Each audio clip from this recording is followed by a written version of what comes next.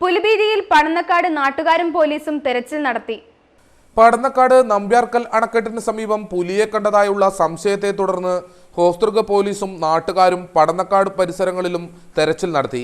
ബുധനാഴ്ച രാവിലെ പടന്നക്കാട് നമ്പ്യാർക്കൽ വയലിൽ വെച്ച് പടന്നക്കാട്ടെ ചന്ദ്രനാണ് പുലിയെ കണ്ടതായി പറയുന്നത്. ഒരാഴ്ച മുമ്പ് മുത്തപ്പനാർക്കാവിനടുത്തും ഒരു സ്ത്രീ പുലിയെ കണ്ടതായി പറഞ്ഞിരുന്നു. പുലി ഇറങ്ങിയതായി വാർത്ത പരന്നതോടെ നാട്ടുകാരും ഭീതിയിലായി. ഒടുവിൽ നാട്ടുകാരും പോലീസും സംയുക്തമായി തെരച്ചിലിനിറങ്ങി.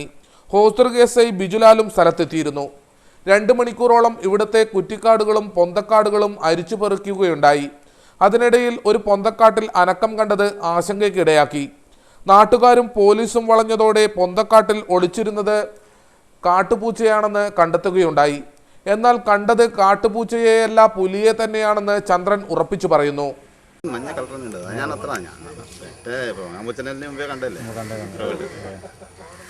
ഇത് ഈ മറ്റേ മയിലുണ്ടല്ലേ ഇവിടെ, മയിലുണ്ടാകുന്ന സമയത്ത് അതിൻ്റെ ആ സൗണ്ട് കേൾക്കാൻ അത് അങ്ങനത്തെ എന്തോ ഒരു സൗണ്ടാണ് കണ്ടത്.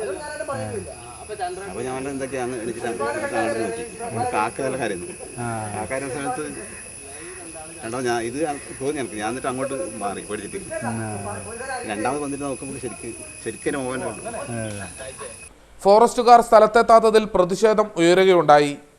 തെരച്ചിലിന് നഗരസഭാ standing committee chairman Anil Vazhunnoradi, Sulaikha എന്നിവർ നേതൃത്വമേകി. ജനങ്ങളെ ഭീതിയിലാഴ്ത്തിക്കൊണ്ടിരിക്കുന്ന പുലിയെക്കുറിച്ചുള്ള യഥാർത്ഥ വിവരം പുറത്തുവിടാൻ ഫോറസ്റ്റ് ഉദ്യോഗസ്ഥർ രംഗത്ത് വരേണ്ടതാണ്. കാൽപ്പാടുകളും മറ്റും കണ്ടെത്തി പ്രദേശവാസികളുടെ ആശങ്ക അകറ്റണമെന്ന ആവശ്യവും ശക്തമായിട്ടുണ്ട്. ക്യാമറമാൻ ജയരാജനോടൊപ്പം അനിൽ പുളിക്കാൽ, ന്യൂസ് ഡെസ്ക്, കാഞ്ഞങ്ങാട്.